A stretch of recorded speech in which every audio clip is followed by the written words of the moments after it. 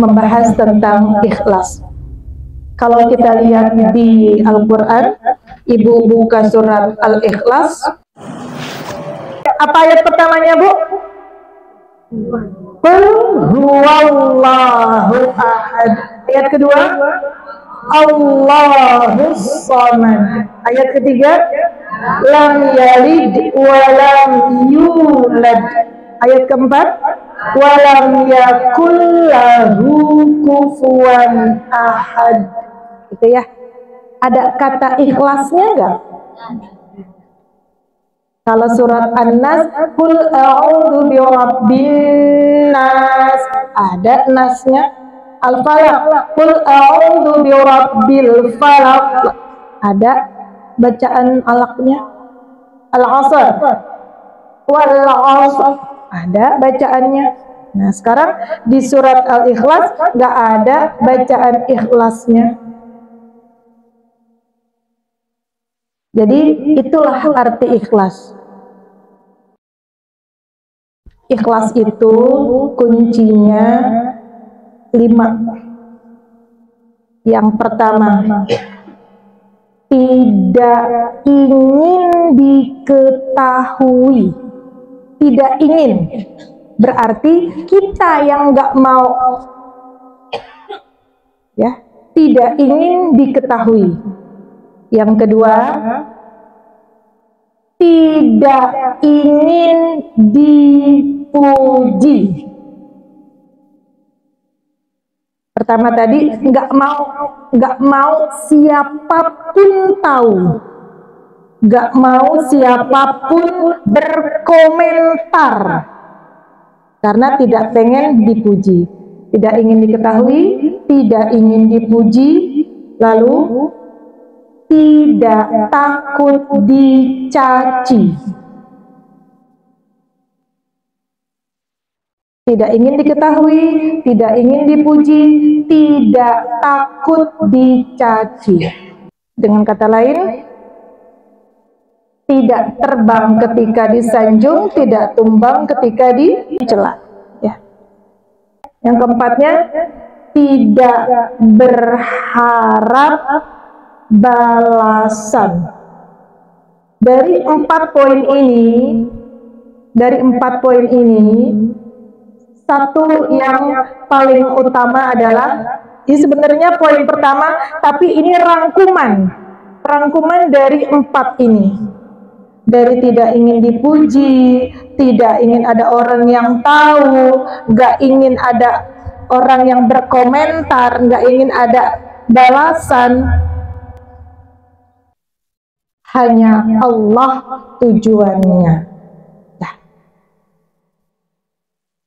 sepertinya dari 6 huruf ikhlas, IKHLAS gitu ya kalau dalam bahasa Indonesianya. Sepertinya gampang diucap tapi sulit dilakukan. Bagaimana cara kita untuk mendapat rasa ikhlas itu?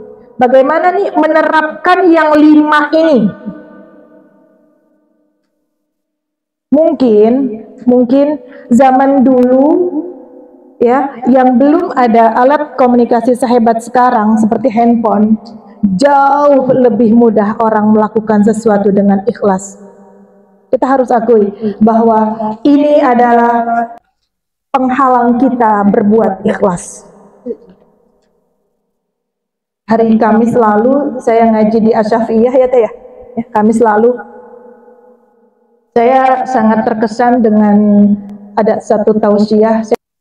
Beliau mengatakan gini, bercerita sebenarnya beliau salah satu anak dari guru di Asy-Syafi'iyah juga, guru besar di Asy-Syafi'iyah. Beliau bilang, dulu almarhum ayahnya itu setiap kali mau ngajar, katanya setiap kali mau ngajar lagi pakai baju pasti ngomongnya gini, ya Allah, aku niat untuk mencari ilmu seperti niatnya para pendahuluku. Pendahulu kita bisa orang tua, bisa orang-orang alim, orang-orang yang sudah lebih dahulu beriman dari kita. Karena mereka benar-benar ikhlas, mereka benar-benar niatnya mah cuma untuk Allah. Ibu pernah dengar nggak orang-orang zaman dulu yang ngajar ngaji, yang ngajar ya di perkampungan seperti itu, mereka dibayarnya kadang pakai hasil bumi, ada yang bayar pakai pisang, ada yang bayar pakai jagung, ada yang nggak bayar. Pernah dengar kan ya? Ya. Terus yang paling mengesankan terkadang mereka datang ke rumah gurunya itu, mereka nyapu, mereka nimba air, ngisiin bak. Ya. Itu mungkin kata kita gini, enak banget gurunya. Bukan, Bu. Bukan masalah enak banget gurunya.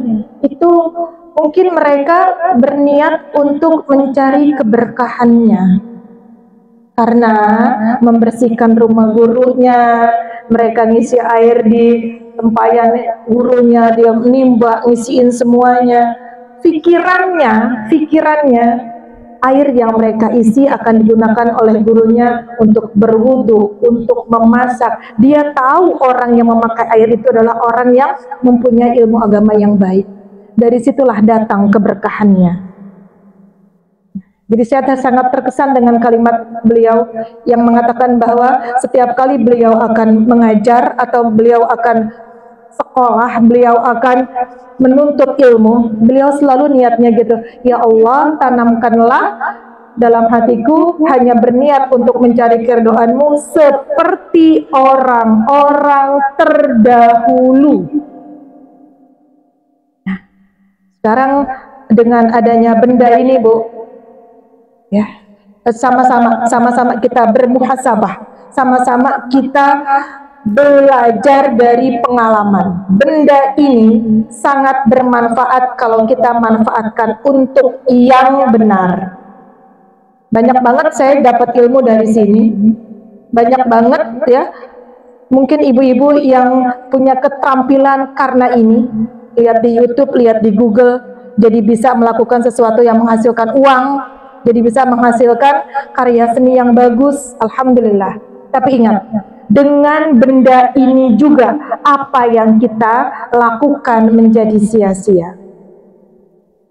Mohon maaf, tidak bermaksud menyindir siapapun, tidak bermaksud menggurui, tapi ini adalah pelajaran juga untuk diri saya sendiri. Ketika ada kata ikhlas, yang tidak mau dipuji, yang tidak mau diketahui oleh orang lain, ya, dari 5 syarat tadi bisa kita lakukan kalau kita menjalankan dan menanamkan dalam hati kita 3 hal. Ya, ini coba direnungkan, coba diperhatikan, karena ikhlas ini hal yang susah untuk dilakukan meskipun mudah untuk diucapkan. Karena yang tahu kita ikhlas atau enggak cuma Allah. Hubungan kita dengan Allah doang yang tahu. Mulut kita ngomong, gue mah ikhlas ngasih elu. Ya, ikhlas itu tidak perlu diungkit, ikhlas itu tidak perlu menyakiti. Ya, 5 hal tadi, ya, itu dapat dilakukan dengan 3 hal. Mahabbah, rasa cinta kita kepada Allah, tanamkan rasa raja, berharap hanya kepada Allah, dan yang ketiga, tanamkan rasa khauf, takut kepada Allah. Dan ketiga hal ini, meskipun cuma 3, Bu, meskipun cuma 3, tapi ini akan menentukan kualitas ibadah kita di hadapan Allah. Karena syaratnya ibadah itu, ya, syarat dikatakan ibadah, segala sesuatu yang bernilai ibadah, syaratnya itu cuma 2. Ikhlas karena Allah dan dilakukan sesuai dengan syariat. Makan adalah hal biasa, mubah, tidak dapat pahala. Tapi di saat kita melakukan makan itu dengan keikhlasan, karena itu adalah tuntutan dari raga kita, dan kita gunakan makanan yang kita makan sehingga menjadi tenaga untuk beribadah, maka makan itu jadi bernilai amal ibadah, bernilai amal soleh. Kalau apa? Yang kedua, dilakukan sesuai dengan syariat. Bagaimana syariat makan? Oh, diawali dengan berdoa.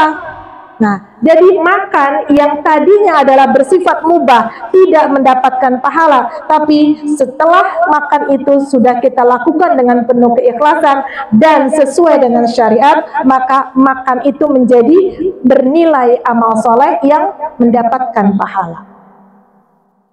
Ya, 3 hal tadi, rasa cinta, rasa berharap hanya kepada Allah, rasa takut kepada Allah, ini sebenarnya 17 kali minimal kita baca dalam sehari. Minimal 17 kali kita baca dalam sehari. Berarti 3 rasa ini ada di surat apa nih? Surat Al-Fatihah. Coba, yuk sama-sama kita merenung. Apakah Al-Fatihah yang kita baca selama kita sholat sudah mengandung 3 hal ini? Al-Fatihah itu adalah rangkuman dari 30 juz Al-Quran.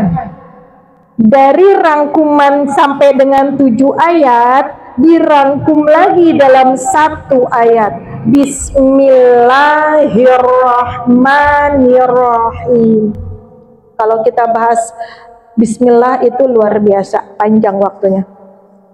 Sekarang kita bahas yang 3 tadi. Kita jabarin satu-satu. Untuk yang masih ingat, alhamdulillah sudah terbiasa berarti membaca Al-Fatihah dan mengartikannya dalam hati. Dari 7 ayat yang udah kita baca sesuai dengan arti atau terjemahnya. Sekarang, tadi kan saya bilang 3 rasa itu, rasa cinta, rasa harap, dan rasa takut terangkum di dalam surat Al-Fatihah. Sekarang rasa cinta dulu.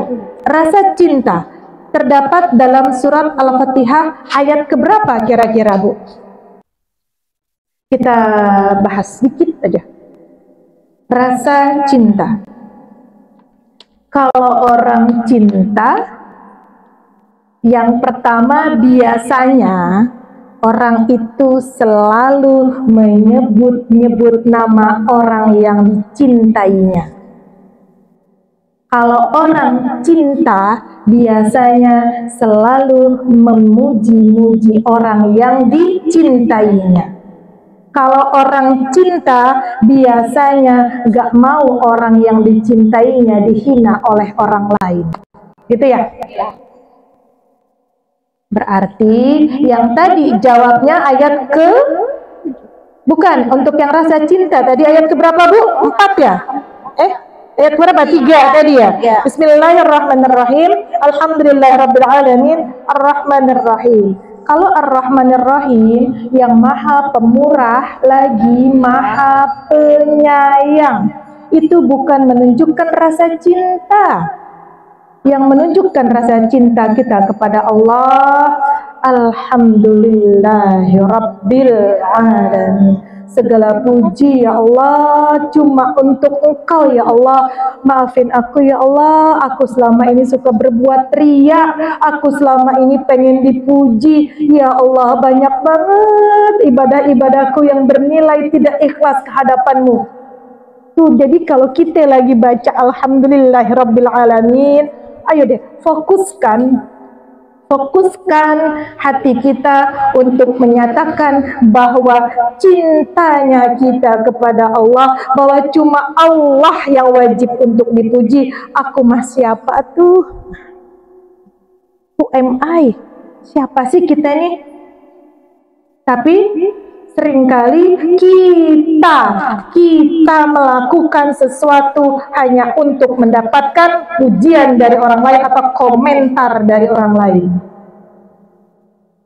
Sekarang sadari, sekarang kita bermuhasabah dengan diri sendiri, apakah dengan menyebutkan Alhamdulillahirrabbilalamin sudah terfokus dalam hati kita untuk hanya memuji Allah, untuk menghindari semua pujian manusia, untuk menghindari semua komentar manusia.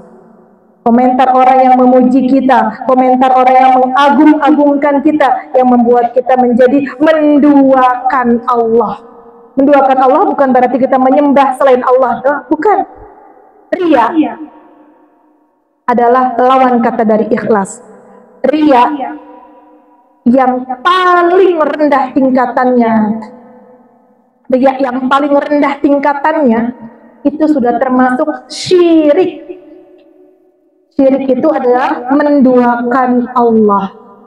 Jangan bicara tentang dia mah agamanya lain, dia mah agamanya tuh menyembahnya bukan Allah. Ingat, di saat kita berharap selain kepada Allah, berharap pujian dari manusia, itulah kita sudah melakukan syirik yang tingkatan paling bawah, yaitu riya. Ini coba yuk sama-sama kita mulai sekarang, setelah kita tahu, oh ternyata untuk menimbulkan keikhlasan dalam hati kita, aku perlu menanamkan rasa cintaku kepada Allah. Salah satunya adalah dengan memaknai kalimat Alhamdulillahirabbil alamin. Sama-sama. Jadi di saat kita baca Bismillahirrahmanirrahim, Alhamdulillahirabbil alamin, di situ tuh fokusin banget pikirannya. Ya Allah, hanya Engkau yang patut dipuji. Ya Allah, maafin aku ya Allah, salahku banyak. Aku suka kepengen dipuji orang, aku suka kepengen disanjung orang, dihormati, dihargai. Nauzubillah summa nauzubillah. Termasuk untuk diri saya sendiri ini. Ini bukan berarti menggurui, tapi sama-sama kita beriktibar, sama-sama kita saling belajar. Ya Bu, jadi menanamkan rasa cinta kepada Allah ada di ayat kedua. Lalu menanamkan rasa harap hanya kepada Allah. Rasa harap itu ada di ayat Ar-Rahmanir-Rahim. Coba ibu pahamin, coba ibu maknain. Ar-Rahmanir-Rahim, yang maha pemurah lagi maha penyayang. Ya Allah, dengan kemurahan-Mu, dengan kasih sayang-Mu, aku hanya berharap kepada Engkau ya Allah. Ya Allah, cuma Engkau yang dapat menolongku. Ya Allah, hanya dengan kasih sayang-Mu. Itulah harapan kita tuh. Ar-Rahmanir-Rahim. Berharap kepada Zat yang maha pemberi kasih dan sayang. Ya kan? Jadi rasa roja itu ada di kalimat Ar-Rahmanir-Rahim. Ya Allah, hanya dengan kasih sayang-Mu. Di situ tuh kalau kita baca Ar-Rahmanir-Rahim, ya Allah, makasih banget ya Allah. Selama ini udah bisa dikasih nafas. Coba lihat orang-orang yang di ICU butuh ventilator, yang perharinya bisa, kalau kita nggak punya BPJS berapa juta kita harus bayar. Ya Allah, alhamdulillah makan bisa lewat mulut. Coba Ibu ke Cipto kemarin, ya Allah, lihat orang yang lewat makan nih, makannya lewat hidung pakai selang, belum lagi yang lambungnya nggak terima, akhirnya harus dibikin lubang. Jadi ada ulama yang bilang bahwa kita yang sehat, kita yang seger buger kayak gini, sekali-kali boleh kita berkunjung ke 3 tempat: rumah sakit, kuburan, dan penjara. Lihat orang di penjara, nauzubillah. Mereka punya keinginan untuk melakukan sesuatu, mereka punya keahlian, mereka punya pemikiran, ide-ide yang cemerlang, tapi mereka tidak bisa melakukannya karena apa? Terkurung. Nah, kita nih yang bebas, kita yang sehat, kita yang bebas, kita yang masih punya nafas. Jangan pernah menggantungkan harapan selain kepada Allah, karena cuma Allah yang maha pengasih, cuma Allah yang bisa sayang 100% sama kita. Jadi di kalimat Ar-Rahmanir-Rahim itu bukan untuk permintaannya, bukan. Kalau di iyyaka na'budu wa iyyaka nasta'in, iya, permintaannya. Tapi di kalimat Ar-Rahmanir Rahim itu keyakinan kita bahwa cuma Allah yang bisa ngasih kita, cuma Allah yang sayangnya beneran sama kita. Itu ditanamkannya itu. Jadi pas bilang Ar-Rahmanir Rahim, ya Allah, cuma Engkau ya Allah yang bisa memberikan semuanya. Cuma karena Engkau aku bisa hidup. Cuma karena Engkau dengan kasih sayangmu. Coba kalau Allah nggak sayang. Itu. Jadi diyakinkannya seperti itu. Lalu kalimat rasa takut tadi ayat ini 6 ya. Ini 6, ini 7 gitu ya. Nah, rasa takut itu dimiliki oleh orang yang punya agama. Agama dalam artian bahasa Sanskerta, a itu tidak, gama itu kacau. Jadi tidak kacau. Jadi orang yang pengen hidupnya tidak kacau, maka dia harus memiliki agama. Ya, agama. Kalau dalam bahasa Arabnya ada yang bilang din, gitu ya. Inna dina indallahil Islam, ya. Dinnya di situ agama. Tapi yang harus kita paham, kalau kita sudah mengakui bahwa Islam itu adalah agama kita, kita juga harus paham bahwa memiliki agama bukan hanya melakukan ibadahnya, tapi pertanggungjawabannya akan ibadah yang dilakukan. Inilah berkaitan dengan ikhlas. Dan di ayat Al-Fatihah yang mengandung rasa takut itu berhubungan dengan kalimat din. Mana yang berhubungan dengan kalimat din?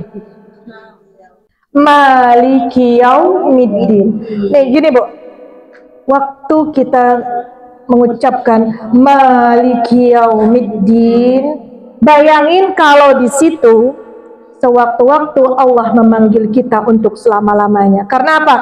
Cuma Allah yang tahu hari pembalasan. Cuma Allah yang menguasai hari kiamat. Cuma Allah yang tahu kapan kita menghadapnya. Nah, di situ tuh pas lagi Maliki yaumiddin, ya Allah beri kesempatan yang panjang ya Allah untuk aku terus menumpuk ibadah-ibadahku agar aku dapat persembahkan yang terbaik untukmu. Di situ tuh timbul rasa takut kita. Ya Allah, gimana kalau aku menghadapmu tapi amal ibadahku belum sempurna? Ya Allah, bagaimana aku bisa menghadapmu kalau segala amal ibadahku itu tidak Engkau terima? Nah, jadi kalau diaplikasikan dalam doa, ya, diaplikasikan dalam doa. Waktu Ibu bilang Maliki yaumiddin, itu ada Rabbana taqabbal minna innaka antas samiul alim. Jadi cara untuk mencapai ikhlas yang pertama tadi, tanamkan rasa cinta kepada Allah. Jadi yang wajib untuk dipuji cuma Allah. Kita mah nggak usah mengharap pujian, nggak usah mengharap komentar. Maaf, mohon maaf, bukan bermaksud menyindir, menyinggung atau apapun. Sama-sama beriktibar, ya. Untuk melakukan sesuatu, nggak perlu lagi kita menginformasikan kepada seluruh pengguna gadget yang ada di handphone kita. Semua kontak kita nggak perlu kasih tahu apapun kegiatan kita kalau itu bernilai ibadah, ya. Wa ma khalaqal jinna wal insa illa liya'budun. Ingat, tujuan Allah menciptakan kita untuk beribadah. Ingat tadi bagaimana bisa dibilang ibadah? Kalau ikhlas dan sesuai dengan syariat. Kalau keluar dari dua ini berarti itu bukan amal ibadah. Nah, ya. Tadi menanamkan rasa cinta terkandung dalam surat Al-Fatihah ayat ke-2. Alhamdulillahi Rabbil Alamin. Jadi di saat kita mengucapkan Alhamdulillahi Rabbil Alamin, tanam itu ya Allah hanya Engkau yang patut dipuji ya Allah. Hindarkan rasa riya dalam diri ini. Buang semua yang gak ikhlas ya Allah. Lalu tanamkan rasa roja, berharap hanya kepada Allah, terkandung di ayat ke-3. Ar-Rahmanir Rahim. Ya Allah, kalau bukan karena kasih sayang Engkau, gak mungkin aku bisa sholat berdiri. Berapa banyak orang yang sholat dengan posisi duduk, posisi melonjor, bahkan sambil berbaring karena dia sakit, bahkan cuma dengan isyarat. Dan menanamkan rasa ikhlas, yaitu tanemin rasa takut kepada Allah. Takut, jangan-jangan ibadah saya nggak diterima. Bagaimana saya menghadap Allah jika nanti dipanggil? Bagaimana pertanggungjawaban saya di hari kiamat nanti? Sementara Maliki Yaumiddin, cuma Allah yang tahu kapan hari kiamat, kapan saya dipanggil. Kalau hari kiamat mungkin secara umum, tapi kiamat sughra adalah kematian diri kita sendiri. Ya Bu ya, itu kita bahas tentang ikhlas yang berhubungan dengan kehidupan kita. Semoga apa yang saya sampaikan ini bisa bermanfaat terutama untuk diri saya sendiri dan juga untuk ibu-ibu semuanya. Yang benar semua datangnya dari Allah dan yang salah adalah dari diri saya sendiri. Wassalamualaikum warahmatullahi wabarakatuh.